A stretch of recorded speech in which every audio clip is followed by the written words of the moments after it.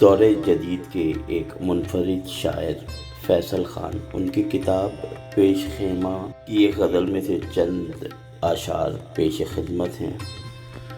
کہتے ہیں کہ تیری صورت نمایاں دل کے اندر، تیری صورت نمایاں دل کے اندر، یہی باقی ہے سامان دل کے اندر۔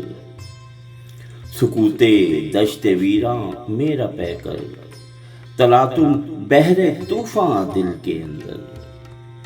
کوئی الجھن بھی سلجھاؤں کہاں سے، نہیں ہے کچھ بھی آساں دل کے اندر۔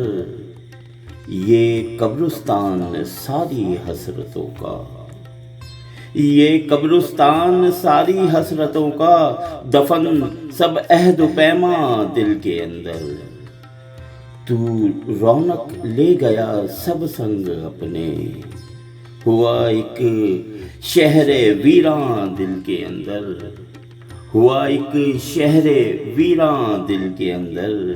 کبھی فرصت ملے تو دیکھ فیصل، کبھی فرصت ملے تو دیکھ فیصل، ہٹا کے خود گریباں دل کے اندر، ہٹا کے خود گریباں دل کے اندر۔